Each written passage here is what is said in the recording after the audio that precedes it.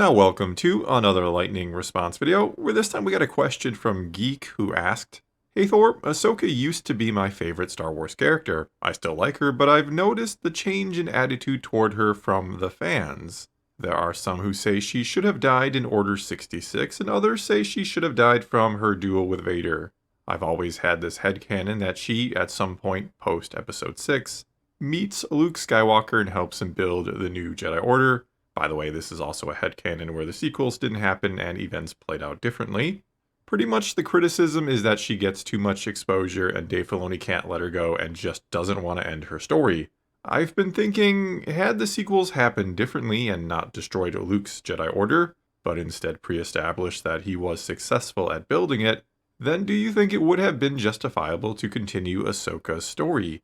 If there was a show or book that showed the two of them meeting and working together to rebuild the Jedi Order, do you think fans would have had a different attitude? I can see that as the only way to justify her living post-Return of the Jedi. Thoughts? And it's kind of funny or sad, I guess, but when you really think about it, the sequel trilogy sort of ruins or dead ends Ahsoka's story too. I mean, with the Return of the Jedi ultimately being a failure, with Luke not succeeding in rebuilding the Order, what exactly is Ahsoka's place in all this supposed to be? Because I could have certainly seen, as you point out in your question, that if Luke had been successful in rebuilding the Jedi Order, Ahsoka could have had a part to play in that. Maybe a big one, maybe a smaller one, maybe she could have simply helped Luke to further learn the ways of the Force, or even more directly or significantly, she could have helped be a part of the Jedi Order again, helping him find and train new students and doing all that. But either way, she'd be a part of that. She'd be a part of restoring the Jedi Order that would endure for who knows how long afterwards, and after her master, once upon a time, played a rather big part in destroying the Jedi Order. She would be, in a sense, wiping away the legacy of Darth Vader and passing on the legacy of Anakin Skywalker, and literally doing it alongside Anakin's son. She'd be passing on what she learned from her master to the son of the one who trained her, and that is a sort of beautiful poetry right there, isn't it? It rhymes, you might even say. It's like poetry, sort of they rhyme. But with Luke's order getting destroyed, having her be a part of that, teaming her up with Luke in any really significant way, only makes her, in a sense, a failure too. She has failed to help Luke or his new students learn well enough, and or failed to see the darkness rising in Anakin's grandson, rising in Ben Solo. So what exactly do you do with her if you don't want her to be a part of that failure? Which, if you're Dave Filoni, and you love your character, maybe a little bit too much, ironically not taking to heart one of the core lessons of Star Wars that you really need to learn to let go for your own good sometimes. But if you are Dave Filoni and you love this character, what exactly do you do with her? And, well, I think he had a couple options with her from the very start, or after Clone Wars, maybe I should say, assuming he didn't want her to just be another victim of Order 66, killed by Rex in some cruel twist of fate or something like that. But I think the two primary options were to have her meet a tragic end at the hands of Darth Vader, to have her be this sort of a sad footnote in the story of Anakin and Vader, another tragedy to heap upon the already stack of tragedies and dark occurrences in his story, which maybe was the right choice for her and could have been done in Rebels, and almost was done in Rebels, where she faces Vader and kind of sacrifices herself for Ezra and Kanan. Thus, it's not just a completely senseless death at Vader's hand. I don't think you should have done that to her necessarily. But there is a sort of purpose in her sacrifice there, especially if Ezra goes on to become a full Jedi Knight one day and maybe joins Luke and his Jedi Order down the road.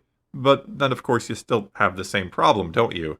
That Luke's order will fail and fall, so what does any of this really matter with anything anybody is doing right now?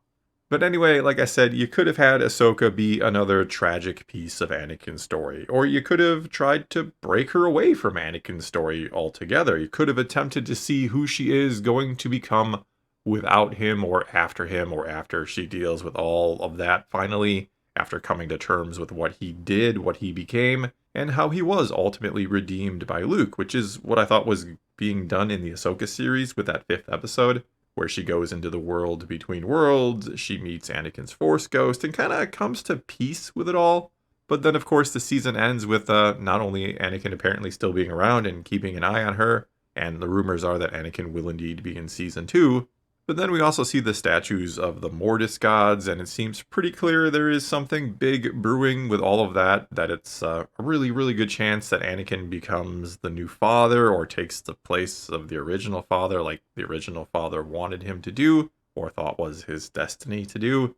And then Ahsoka becomes the new daughter, with Balin maybe becoming the son, and she never really breaks away from any of that, never breaks away from just being another part of the bigger story of Anakin. But maybe I'll be wrong about how that all plays out. We will see. But something tells me Filoni won't be able to resist the chance to make Ahsoka an immortal Force goddess, essentially, and one he could always bring back again in the future if he really wanted to. Furthermore, it would also dodge the whole Luke problem Filoni faces with her if he simply makes her a goddess of Mortis.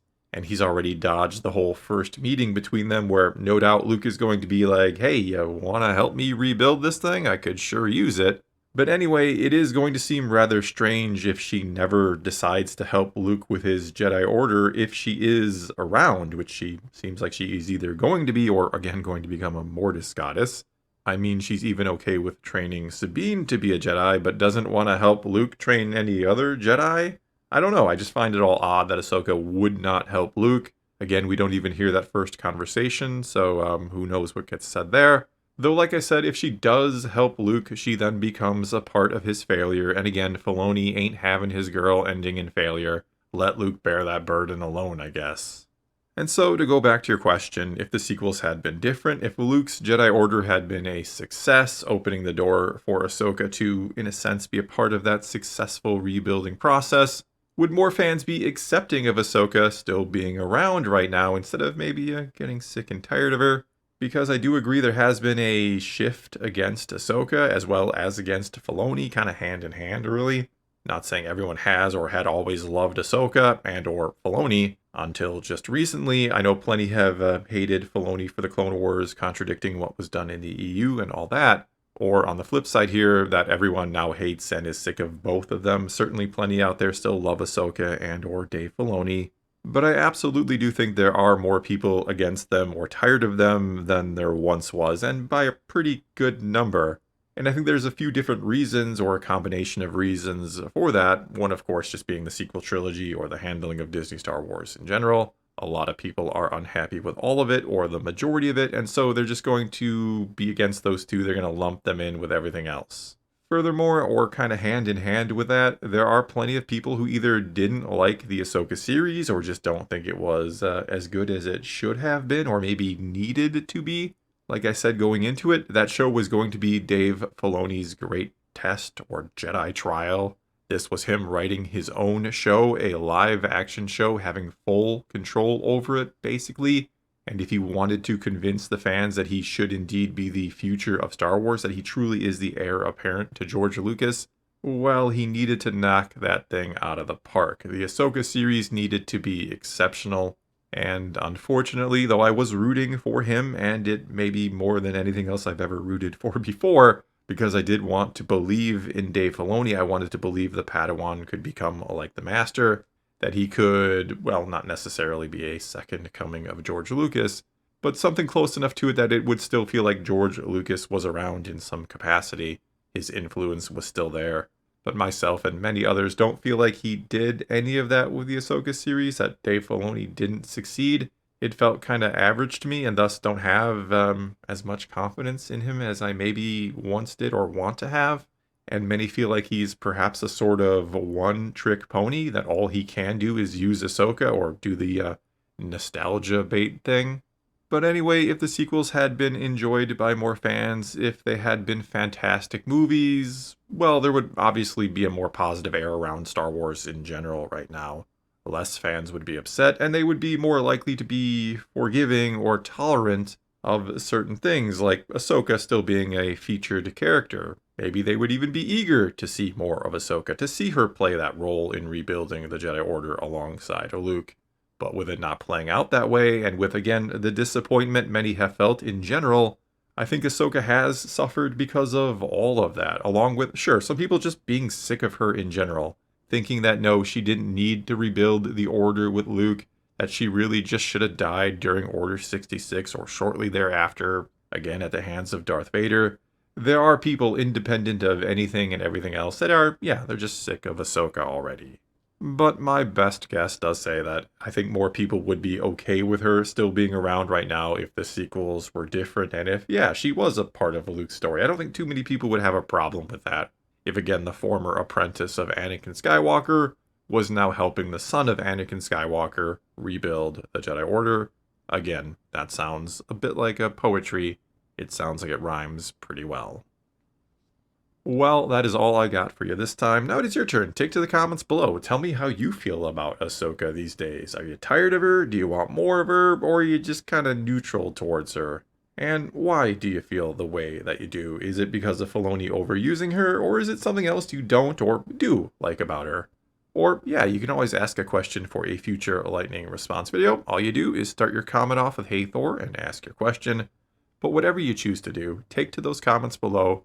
Let's talk some Star Wars, and until next time, thanks for watching.